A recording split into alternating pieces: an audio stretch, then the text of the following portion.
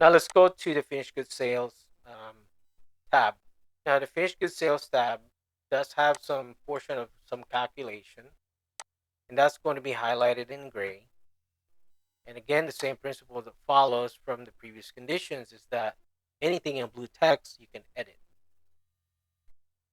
So finished goods sales, again, this will take your historical sales and your future sales, right? If you actually have a customer that says, "I want this, I want these sales of 50,000 units or 50,000 kg of Ferrero on the 20th," this is going to uh, push the requirement or update your forecast. This is going to be on top of your forecast.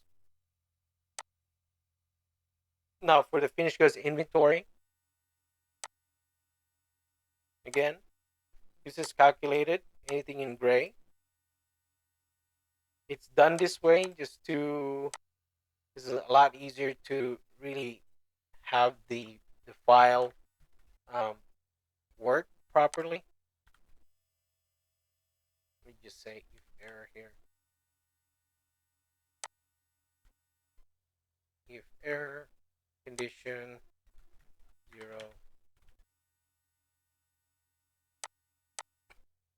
Right, so, and let me just update this real quick.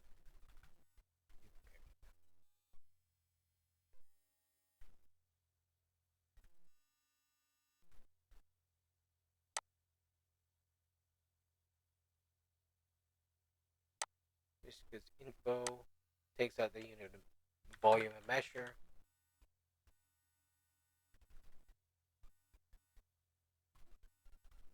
So anything if it's blank, then you just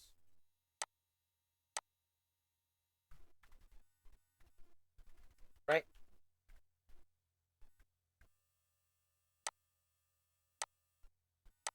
Okay, so now that works. Take this out.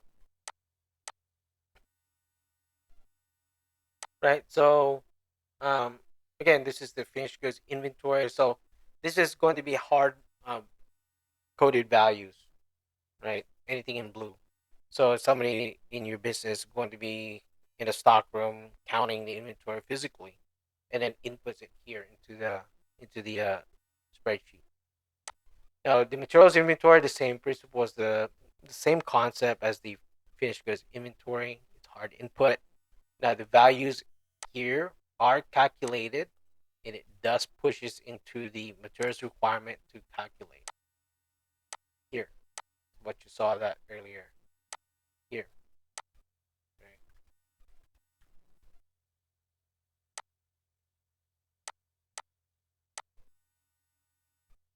Materials inventory. That's the inventory on hand. Now for the materials open PO, I've shown you the calculation here. 5,000. When is it gonna arrive? Based on your um, lead time of 15 days. Get this dated. I need to update the lead time information very quickly. Go to material.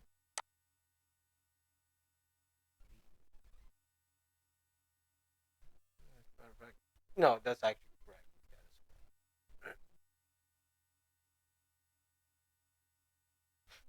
Now, for the raw materials info, this is very important, as I was mentioning earlier.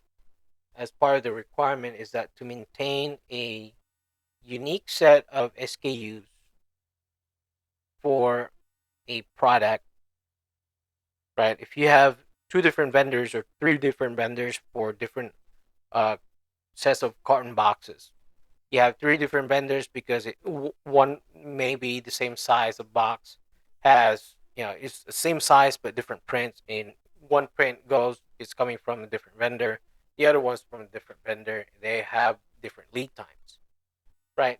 So the way you do that here, make this thing work properly, for example, goes back to the carton boxes example.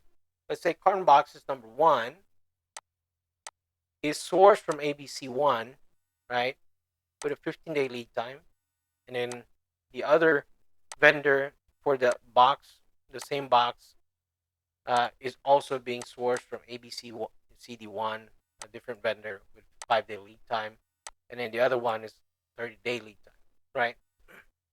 So the reason why I say if you have a product or you have a component, you cannot have the same description for different vendors.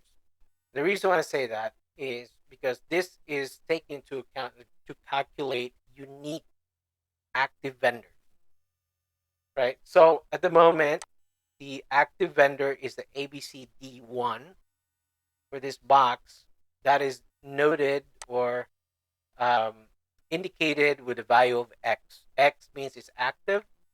So if I was to turn this on, make this X, right? Now this vendor is active, this is deactivated. Now if I was to say ABC1 is the vendor, active vendor, and ABCD1 is an active vendor for 2 items, it's going to throw an error. It's going to say an error because you cannot maintain 2 vendors for the same SKU. So the way to do that is maintain 2 different SKUs for the same item, maybe sourcing from different vendor, or just maintain 1 vendor, right? So now that's my example for that. We can even delete this. And then the finished goods info, again, that's mainly the master data for the finished goods, right? Here it's indicated how long it takes, the lead time, the default volume, and then the unit of measure in kg. And I think that's it. I think we pretty much went through this. If you have any question, do let me know. Just send me an email or a comment on Fiverr. And I'll add once I send you this file, I'll add the manual on how to use this file. And that's it. And thank you very much.